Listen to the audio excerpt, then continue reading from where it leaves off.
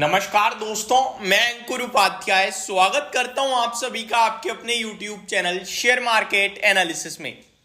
Last video में हमने America के बाजार में क्यों गिरावट हुई है इसके बारे में डिस्कस किया था। साथ ही साथ आपसे बोला भी था कि 11:30 पे जो वीडियो आएगी वो आपके लिए पोस्ट करूंगा मैं आरबीआई पॉलिसी पे।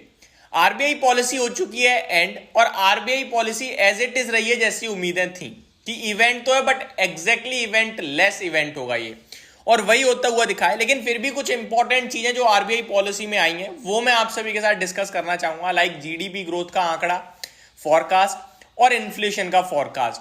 साथ ही साथ आरबीआई गवर्नर शक्तिकांता दास जी की तरफ से कुछ और भी इंपॉर्टेंट बयान आए हैं जो मैं आप सभी के साथ इस वीडियो के माध्यम से डिस्कस करूंगा। लेकिन उससे पहले बाजार का हाल देखें तो निफ्टी बिल्कुल फ्लैट है, 12 पॉइंट नीचे है। निचले स्तर से काफी बढ़िया रिकवरी आई है, लगभग 70 पॉइंट की रिकवरी निफ्टी में देखने को मिली है, और बैंक निफ्टी में 125 पॉइंट्स की तेजी हो गई है।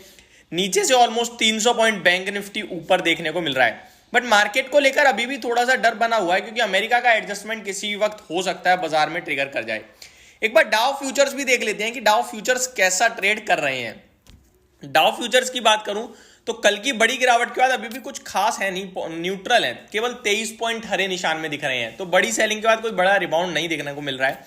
तो मेरा मानना है कि अभी भी आपको ना कोई लॉन्ग साइड पे जाना नहीं चाहिए क्योंकि पॉलिसी में ना कुछ नेगेटिव था ना कुछ पॉजिटिव था, एग्जैक्टली फ्लैट पॉलिसी थी। अब पहले पॉलिसी के बारे में डिस्कस करते हैं, उसके बाद बाजार के बारे में डिस्कस करेंगे।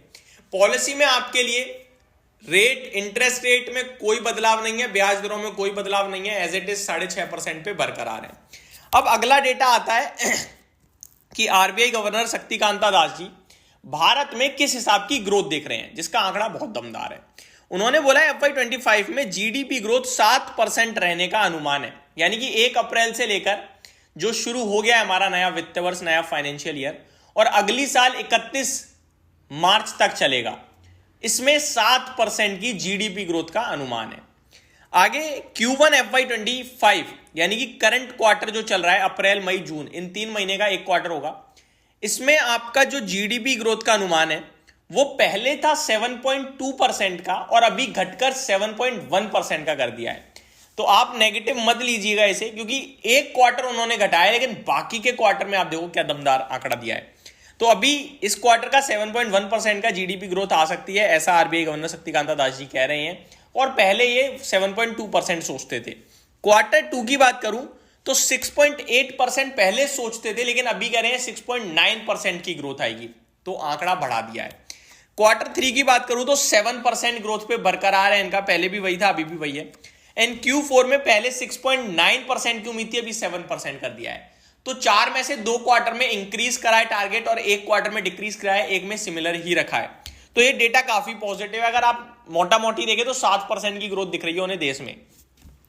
वहीं अगर मैं बात करूं महंगाई, इन्फ्लेशन, तो करंट वित्त वर्ष, करंट फाइनेंशियल ईयर में 4.5% पे महंगाई रह सकती है, जिसके हिसाब से हमारी कंट्री 2.5% से ग्रो करेगी, क्योंकि हम इन्फ्लेशन 4.5% दिखा रहे हैं और 7% का टारगेट है, तो 2.5% हम पॉजिटिव आ गए हैं। तो ये काफी पॉजिटिव है। FY24 का जो Q4 है आपका, क्वार्टर 4 जो होगा, मैं क्वार्टर 1 से स्टार्ट करता हूं। Q1 में आपका जो इन्फ्लेशन है वो पहले 5% का अनुमान था, लेकिन अभी 4.9% का अनुमान है, तो उम्मीद कम कर दिया, तो ये बहुत पॉजिटिव है। ठीक है, अगर बात करें क्वार्टर 2 की तो पहले 4% का था, अभी 3.8% है, यानी कि महंगाई तो कम हो रही है और ग्रोथ अच्छी आ रही है, तो दोनों तरफ पॉजिटिव है। Q3 में 4.6% पे स्टिल अभी भी बरकरार है। और ओवरऑल Q4 की बात करूं मैं आपके लिए तो पहले 4.7% पे महंगाई रहने का अनुमान था और अभी 4.5% कर दिया है। तो महंगाई के लिहाज से देखें तो हर क्वार्टर महंगाई पहले के अनुमान से कम देख रहा है आरबीआई। अब यहां पे एक हिडन पॉइंट है, वो हिडन पॉइंट ये है कि महंगाई के आंकड़े आपने जितने भी सुने, केवल और केवल आप क्वार्टर 2 आई थिंक, जी हाँ, क्वार्टर 2 3.8% इन्फ्लेशन का टारगेट है, बाकी किसी भी क्वार्टर में 4.5% का अनुमान है। तो 4% वाला जो आपका टारगेट है कि हमारा इन्फ्लेशन का लक्ष्य 4% का है, वो तो इस फाइनेंशियल ईयर भी अचीव होता हुआ नहीं दिख रहा है। आप देख रहे हैं कि इन्होंने वैसे नेट टारगेट भी 4.5% का ही दिया है, बट मोटा मोटी देखा जाए तो 4% का इन्फ्लेशन लक्ष्य अभी भी दूर है, ये हम कह सकते हैं। तो ये दोनों आंकड़े थे आपके लिए जो मैंने डिस्कस करे। अब अगर एक और चीज आपके साथ शेयर करूं मार्केट के लिहाज से, तो लिक्विडिटी में कोई कमी नहीं है, ऐसा आरबीआई जी ने कहा। और जो कच्चा तेल रिसेंट डेज में ऊपर गया है वो एक चिंता का विषय है, और चिंता का विषय कच्चा तेल हमेशा से रहा है भारत के लिए, क्योंकि हम बड़े लेवल पे इंपोर्टर हैं, ये मैं काफी बार डिस्कस कर चुका हूं।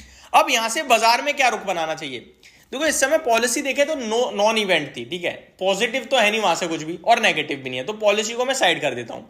अब हम देखें केवल भारतीय बाजार, तो अमेरिका में इतने बड़े फॉल के बाद, निकई में इतने बड़े फॉल के बाद, निकई को मैं छोड़ भी दूं, अमेरिका देखूं केवल, तो मेरे को लगता है हम ऊपर तो नहीं जा पाएंगे।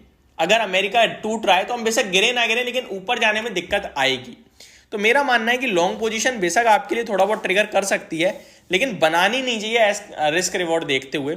बाकी मार्केट अच्छा दिख रहा है, टेक्निकल टर्म्स पे अच्छा दिख रहा है, ऊपर आ सकता है 550-600 का लेवल लगा सकता है निफ्टी, बट रिस्क वाली बात है, क्योंकि एक तरफ अमेरिका 850 पॉइंट टूटा है, वो भी सेकंड हाफ में टूटा है, फर्स्ट हाफ उनका भी अच्छा था, तो सेकंड हाफ हो सकता है काफी वॉलेटाइल भरा रह जाए हमारा भी।